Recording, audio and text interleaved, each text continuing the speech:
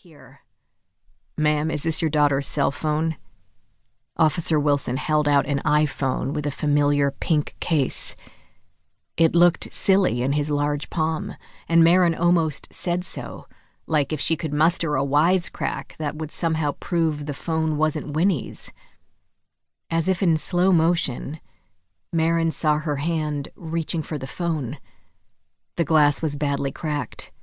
She turned it over, hoping against hope not to find the most obvious identifier, the unique pop socket designed to look like a salmon sushi roll that Winnie had splurged on with some of her babysitting money. Fear surged through Maren. Oh my God. Is she okay? As I said, she's been in a serious accident on an electric scooter, Officer Wilson said. She's been taken to Memorial Hospital. I'm sorry, but I don't have any information on her condition. But she's alive, right?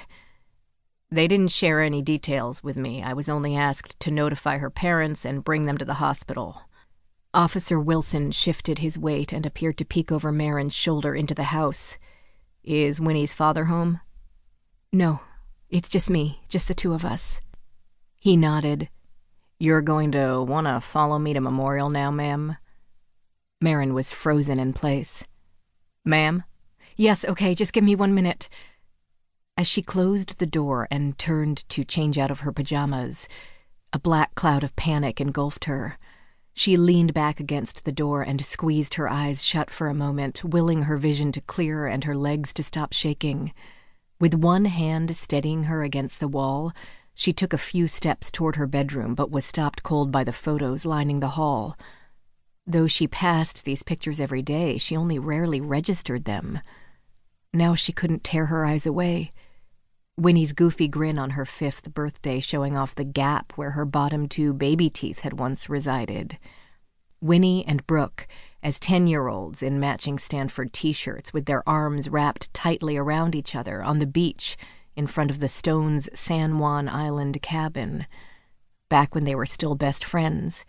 Last year's junior prom, with Winnie 3 inches taller in heels than her normal 5 feet 7 inches, wearing a soft blue dress that highlighted her natural beauty without flaunting it, and the most recent picture on the wall of Winnie's induction into the National Honor Society just last month, in which she was almost the exact age Maren had been when her life changed forever.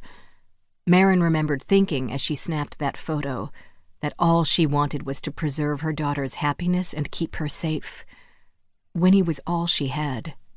She cast a tearful glance upward and begged an omniscient being she'd long since given up on. Please, please, please, let her be okay. Maren followed the flashing lights of Officer Wilson's squad car in front of her as they wound their way down the side streets of her modest neighborhood, one of the few left in Seattle's tech boom landscape, and onto the arterial that would deliver them to Memorial Hospital. She tried to focus on keeping the appropriate space cushion between their cars, but her mind refused to cooperate, and she shivered uncontrollably as her fears bombarded her one after the other. What if Winnie died before she got there and she never got to say goodbye? What if she was paralyzed or brain dead? And though she knew this was the least of her worries, how would she ever manage the astronomical medical bills no matter what happened to Winnie? Despite working for Alicia for more than 10 years and outlasting every other household employee, health insurance had never been part of the deal. Maren had looked into getting them covered this past year, but even the subsidized rates available on the state health care exchange had seemed too daunting. She'd gambled on their good health and diverted the money to replace her car's transmission instead, knowing that they just had to get Winnie to college, where at least Winnie would then be covered by a more affordable university plan.